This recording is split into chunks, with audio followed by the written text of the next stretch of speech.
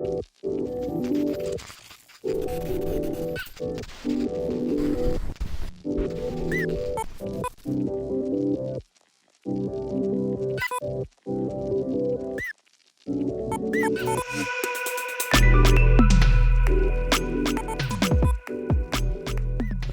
everybody, how's it going? Boozy here. I work with AOC. Today we're going to go a little bit into Adobe Premiere, the 2020 version. Today we're just going to be focusing on the main functionality, and the user interfaces and everything, where the buttons are, how to access stuff, and all that pretty much is the same from several versions back up until today. We're going to go ahead and open up Premiere. Okay. So once you click the Premiere icon, obviously it's this purple PR at the bottom of your program dock in the computer. It'll bring you to this screen. On the left-hand side here, you obviously have your new project, or if you have a project that you've already been working on, how you can open it from here. You can also do that from the top. So you can do new project there, or you can open a project. So the top menu as well as the buttons that it gives you there. So what we're gonna do first is we're gonna go to new project. All right, so the first thing it does, gives you this prompted window. This window basically is where you would set what your project title is, and the project is the editing project. So everything that you're creating and assets you'll be using, like video, audio, all this will be housed within this project. So it'll create a set of folders and a project file, all of which are not the final file. These are just the editing project files. Up at the top here, I'm just going to do test _ project. Okay. All right. So underneath that location, I'm going to go ahead and browse. And ideally, when you're working on a project, you either want an external hard drive or you're going to want a computer. Like if it's your home computer, just make sure that you have one folder with everything inside of it. So that's what good file management is all about. So you want to make sure that you have all video, all images, all audio files, as far as assets that you want to include into your project, whatever it may be file-wise. Make sure it's in that one folder. And so I'll sort of show you what I do with that. Okay, so say I'm just working on my desktop. I don't have an external hard drive, but it would work the same. I'm going to navigate to my desktop here. So now I just want to create a new folder. I'll create this folder as test edit project. We'll just name it that. Test edit project. Okay, create that. It's going to open up the folder for us. All right, so now I don't have anything inside of it because I don't have any files that I'll be using right yet. But the best way to sort of get started, just to have this folder so that everything goes inside of it. Okay, we'll get to more folders and organizing later on. Okay, so I'll hit choose, and that's going to choose. That's where my project is going to be saved at. Okay, and so that's the name of my project file, test project. All right, so general right here. These are also just how it displays, if you want time code, if you want things in frames, and that's dependent on what frame rate your video files will be and what your edit will be. We'll get into that more in a little bit. Okay, so I'll go to the scratch disks. All right, so all this stuff here, set that to the same folder. So once you do one of these up top, it I think automatically sets all of them to the same place. You're only going to want to save all those, basically your render files and all of your cached playback files into your timeline. It sort of saves all this data. And this is where you want it to all be, because you want the computer to look in one spot to be as fast as possible to recall that data. And that's basically just to help your editing experience be as smooth as possible. So like a captured video, whenever you import it, captured audio, video previews. Previews are like as you're playing through your, like you hit spacebar to just play in your timeline when you're just wanting to watch something that you've made an edit. It creates these cached, not fully rendered, but just playback files. And those are called previews. Same with your audio. And it just makes it smooth when you're playing back to just sort of see what changes you've made as quickly as possible without having to render things out. So it's like a pre-render render. project audio save file, CC libraries. That's if you have like mobile app assets, like if you have the Adobe apps on your tablet or iPad or something, those things are called CC libraries. And so those things will like transition through your Adobe login seamlessly from your apps to your programs. So those are good ways to create assets on one thing and then have them dynamically transition to your programs as soon as because you have your program, all your CC programs logged in on that one login as well as your apps. They will communicate dynamically, and that's what a CC library is all about. Motion graphics template media, same thing. That we'll get in more of that whenever we go into the 5th section once we get into that. Okay, so this is where I'm saving all of my metadata, basically, media, background assets. And notice that I set that one, and it set all of these exactly the same, because it knows, oh, you want all that in the same spot. Ingest settings, say that you had your files already off of your camera, and they were in a folder. Okay, for me on my desktop, I'm probably going to use that audio file as well as these 3 video files are inside of that team edit project folder, but they're all just by themselves. Ingest means bringing the files into your project or your edit. You can either do several things. You can copy the file, so it would leave the originals there and make a copy and save it into a subdirectory, which I don't like to do. I like to use the files directly, and it could do all of these things if you checkbox this. You could copy the files rather than use the originals. It would transcode them. Transcoding means you would like change the format. Creating proxies, which would be, say if you had a high resolution video file and your computer was really slow, you would create proxies and then use those proxies to edit from. So say you had like 4 to 6K footage, that wouldn't be able to process or edit very fast on a slow computer. So you create the proxies at a low resolution, but still able to see what's going on relatively. And it would make it much more seamless with editing. And then at the very end, you can replace those proxy files with the 4K, 6K file, and then render out that high resolution edit with all those edits that you made to the proxies. But since it's the exact same file, just at a different resolution, it would cross those things over. Copy and create proxies would be just like a copy of that, but it would be using a second set of proxy file, so it wouldn't be using the original proxy. So it's just a more redundant set of options. I just go straight in and use, if they're low enough resolution, 1280 by 720 or 1920 by 1080, I would be using just the direct files. So I'll just leave that off, and then I'll hit OK. Anyone like Terminator?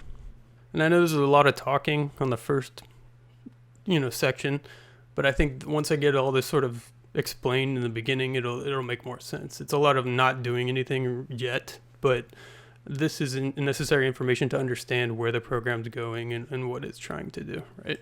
My computer isn't the fastest, and I'll probably trim this down so you probably won't even listen to this section of it. So now we're into our main project window. It's still trying to load a little bit. Okay, so first off, I'm going to go into just what all of these windows are and what they mean. And a little bit about what you see at the top there with the, the learning, assembly, editing, etc. Okay, so first off, this is if you wanted to go right back to where we started. Little home button, obviously. It'll just bring you back to that project start. If you had a project that you had made already, you can reload another one. Up here, you have a couple of different tabs on this leftmost window. You have your source. It just says there's no clips in there. Your audio clip mixer. This is sort of where you can control, so like a soundboard, once you have your media, like all your sound files in your timeline, which is down here at the very bottom, you can use the audio clip mixer to essentially mix those like you would if you had an actual mixer, like an audio mixer. The effects controls is your tab for whenever you have a clip selected in your timeline, you'll be able to adjust all the parameters about that specific clip, like the size, if you want it to be wider, taller, scalability, if you want to rotate it, keyframe animation, like if you wanted to move it around inside of the, the video space, you could move it, or offset it. Say if you wanted to use 4 different videos in one, you could use this effects control area to set that up, change the position of where the video is at, orientation of it and everything.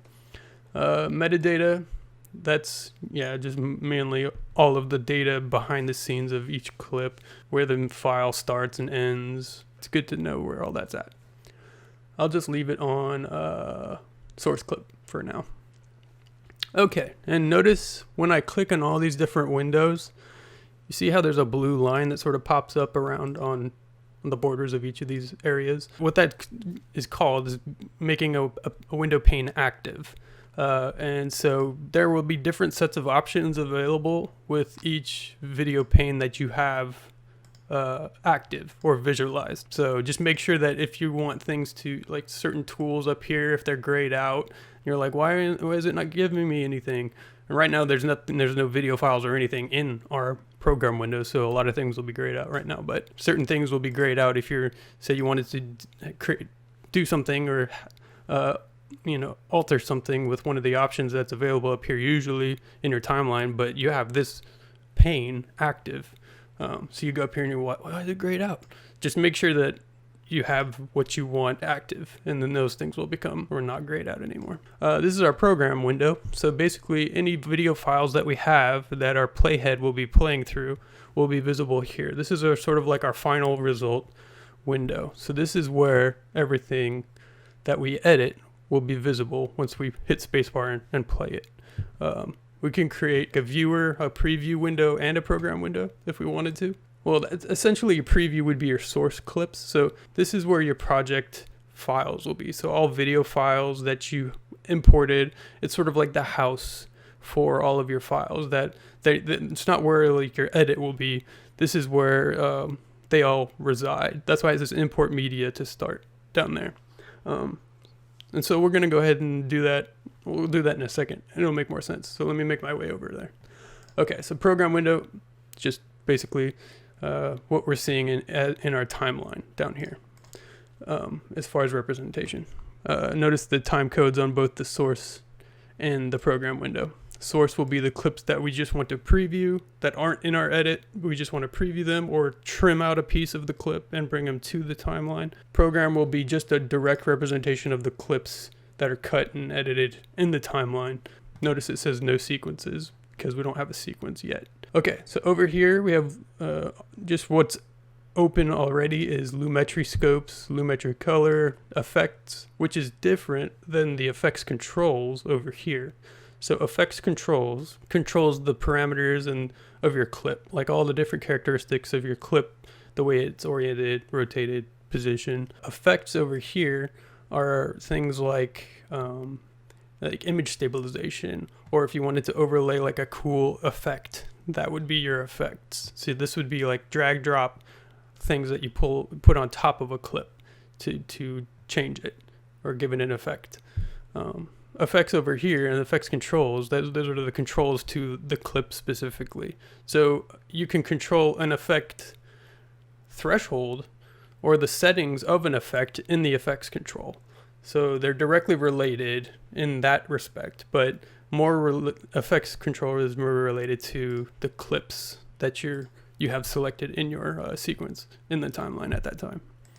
Okay, essential graphics. This is going to be where prefab motion graphics are, or graphics that you create from, several ways. You can create motion graphics in Premiere, or you can create them in After Effects, which is the better way to create them because you have a lot more dynamic control over animation of assets and graphics in After Effects, and then you would export them through the Essentials graphics. Basically here you would import that motion graphic into here, and then you could use that as a clip on top of another clip, and you can add as many tabs as you want into different areas. These are all these windows are dynamic. So say I wanted the metadata tag in my program sequences window. I can just drag that tab and bring it in here. Notice all these like things that pop up. These are different areas you can drag all those different tabs to control or make your user space the way that you want. I'm gonna just leave program there in front, but you can like have these in that window if you want to see. Notice it got rid of it here and brought it over here. And basically that's what all these top like edit spaces are all about. I have mine sort of preset over here, and I saved my own workspace just because it's It's basic. It's what I want it to be.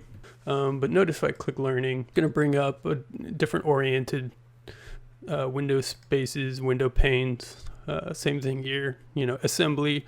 It's more catered to bringing your project files in. And that's why that window is so much bigger. And notice your program window up here is much bigger. Timeline is a little shorter and stout here. Your audio meters over here are wide. Your toolbar is really small. And you have different tabs over here. You have your, editing, same thing. It's just sort of shifted slightly to cater to the editing workflow. Color workflow has a lumetri color over here.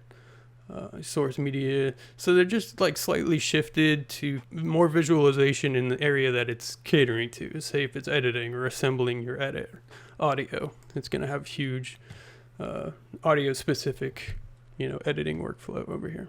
Graphics, it's going to have your essentials graphics, So it's all dependent on, and these are all just prefabbed from Adobe just to help you so you don't have to necessarily create your own. It sort of gives you departments that you can edit in. All right, so I'm just gonna leave mine at edit space, and notice if you don't have any of if some of these tabs as you learn the program and you like figure out what things you need in what areas, you can bring them in. So up here with this Windows drop down of the very, very top of the program, you can drop those down. All these check marks mean that whatever is check marked is inside of your window somewhere inside of one of these different active windows.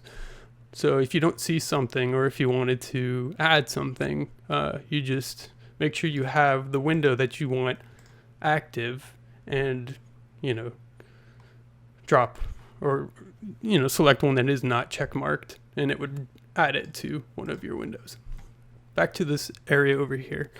And also, if you wanted to make your windows bigger, you just make sure that you hover your mouse over the blue line or over the edge of one of these windows. Make sure that little 2 line with arrow on the left and right pops up. And once that does, click and hold the mouse down, and you can drag and make those windows bigger or smaller. Same for the top. If you wanted to, you can drag it up and down like that. Just be sort of careful what it's next to or how it's aligned, because it can drag other windows open by dragging on those specific, sides. Okay. Over here it says project, and obviously it says our test project. If we had multiple projects, we would see them listed over here, and we could just switch to them in separate projects. And you can think of a project as a show, and the sequences as your episodes.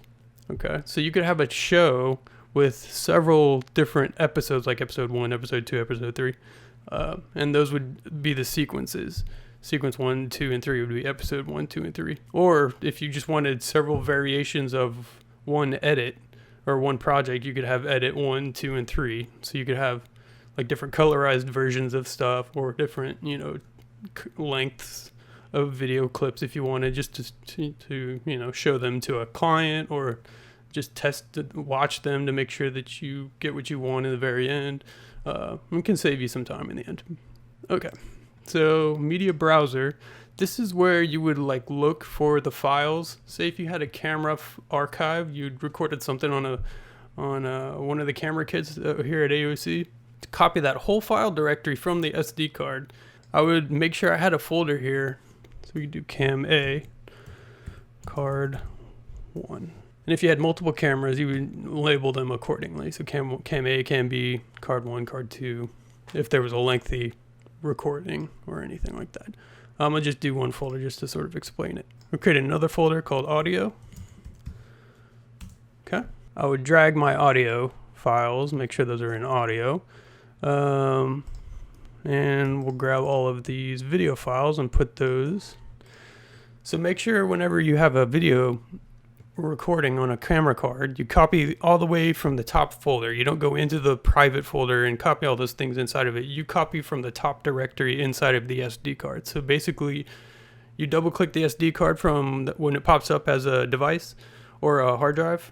You just double click it once to see the file inside of it, and you copy all of that and drag it into that cam card, and label them accordingly.